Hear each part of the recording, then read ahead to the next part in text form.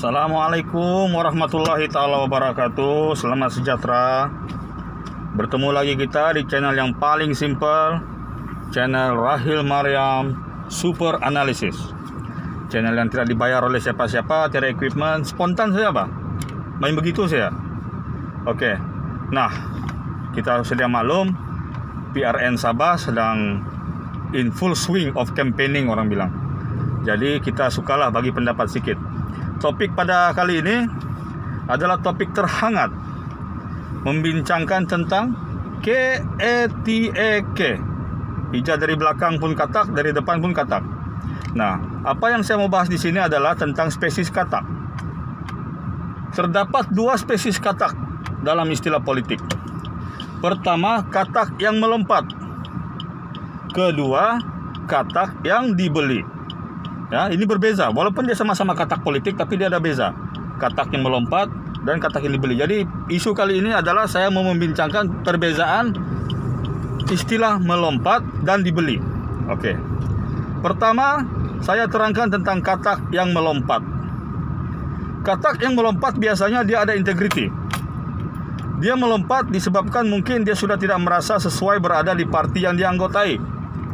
Prinsip dia mungkin sudah berbeza, atau parti yang dia anggotai mungkin sudah korup, mungkin sudah tidak boleh memberikan apa-apa, ya, tidak sealiran dengan fahaman dia. Jadi boring-boring dia pergi lompat. Dia pergi lompat. Bermaksud katak yang melompat sudah itulah secara semula jadi memang katak melompat. Katak yang melompat ini ada harga diri, ada integriti. Soal prinsip. Berbeza dengan katak yang dibeli. Katak yang dibeli biasanya katak yang poli-poli sedikit lah. Dia jenis yang rapuh. Dia senang kena target dalam dia punya parti politik. Jadi pihak sebelah tengok, ini macam soft dia ini katak ini. Apalagi letak tanda harga, kita beli dia, pop gitu. Tujuan pembelian katak yang dibeli ini biasanya berlaku sebab parti yang memerintah mempunyai majoriti yang tipis sedikit. Rapuh lah, dia orang-orang bilang. Dia punya majoriti tidak berapa power. Jadi orang ada kecenderungan untuk menjatuhkan kerajaan yang dipimpin oleh parti yang kurang majoriti ini dengan cara pembelian katak. Ya, jadi walaupun ada perkataan dibeli, ada tanda harga, biasanya katak yang dibeli ini tidak ada harga diri. Dia ada tanda harga. Harga dari segi material dia ada, nilai value keuangan dia ada, tapi harga diri dia tiada. Jadi kenapa saya tiba-tiba membincangkan tentang isu katak, perbezaan katak melompat dan katak dibeli? Karena sekarang hangat diperkatakan bahwa puncak pilihan raya kali ini adalah disebabkan katak.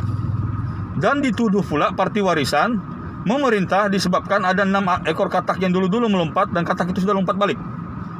Jadi sekarang saya mau bezakannya antara antara katak yang melompat dengan katak yang dibeli dan peranannya dalam parti warisan. Selepas pilihan raya umum yang ke-14, PRU umum ke-14, ramai orang menuduh parti warisan memerintah disebabkan dia beli konon-konon 6 ekor katak daripada parti yang lagi satu. Ini tanggapan yang salah. Karena apa? Pada waktu itu warisan tidak menang sebenarnya. Balance, draw 29-29. Tetapi pergerakan katak yang pertama berlaku di camp Star. Bila mana dia punya presiden sendiri, Jeffrey Kitingan, sama satu orang dia punya adun, melompat. Konon-kononnya melompat, tapi kita tahu sendirilah tidak mungkin dia melompat. Besar kemungkinan dia dibeli. Sebab pihak yang sebelah lagi adalah pihak pembeli katak, pemborong katak, yaitu Barisan Nasional. Jadi tanggapan mengatakan bahwa warisan beli ini katak tidak betul. Sebab apa? Tujuan katak-katak ini melompat bukan sebab ada offer dari warisan, tapi berlaku power shifting di peringkat persekutuan, yaitu pemerintah peringkat persekutuan no longer Barisan Nasional. Jadi diorang rasa tidak lama lagi Sabah pun begini. Bagus awal-awal kita letak kita punya value, kita lompat. Jadi ini adalah katak yang melompat, bukan katak yang dibeli. Berbeza dengan amalan parti yang satu lagi yang tiap payah bilang lah siapa. Kalau tidak percaya, mari saya kasih bukti. Pembelian katak kita tumpukan di Sabah ya, tidak payah cash secara nasional, di Sabah ya. Pesta tamu pembelian katak paling besar berlaku apabila PBS kehilangan tampuk pemerintahan pada tahun, kalau tidak silap saya, pilihan raya 99. Ya. Pada waktu itu 95. Pada waktu itu PBS menang tipis dia menang 25 kerusi. Barisan Nasional pula menang 23 kerusi. Sebaik saja Datuk Pairin angkat sumpah, dia terus lantik 6 orang adun dilantik mengikut Perlembagaan Sabah. Parti yang memerintah boleh melantik 6 orang adun lantikan. Jadi dia lantik jadi 31. Tetapi tidak lama kemudian berlaku pesta tamu katak. 3 ekor katak pertama yang melompat adalah Datuk Lajim Ukin disertai oleh Rubin Balang. Datuk Rubin Balang pada waktu itu dia belum terkenal lagi, dia bukan Datuk, dia YB Fresh, dia rapuh, senang dibeli, dengan seorang adun dilantik dari Labuan yaitu Zaini Isa. Saya packing dulu jadi selepas itu berlaku perpindahan tampuk pemerintahan karena adun-adun lain sebagai Basirun, Saibul Supu semua pun ikut melompat, ya. Berlaku lompatan parti. Jadi ini contoh katak yang dibeli. Kalau katak yang tidak dibeli, yang melompat sendiri macam Datuk Lai Boy Kiong, macam adalah beberapa orang dulu-dulu punya adun yang berprinsip. Ini kita boleh buktikan. Diorang melompat sebab prinsip diorang. Masih ingat tahun 2000 berapa 1999 bila BN dapat 31, PBS dapat 17. Jadi waktu itu tidak ada keperluan membeli katak karena majoriti sudah besar, sudah jauh. Tapi berlaku pelompatan. Katak yang melompat, bukan katak dibeli. Kenapa? Sebab selepas PBS kalah, dari 17 adun PBS, 15 orang terus pergi Australia. Siapakah adun-adun yang pergi Australia itu? Kebanyakannya, adun-adun KDM yang non-Muslim.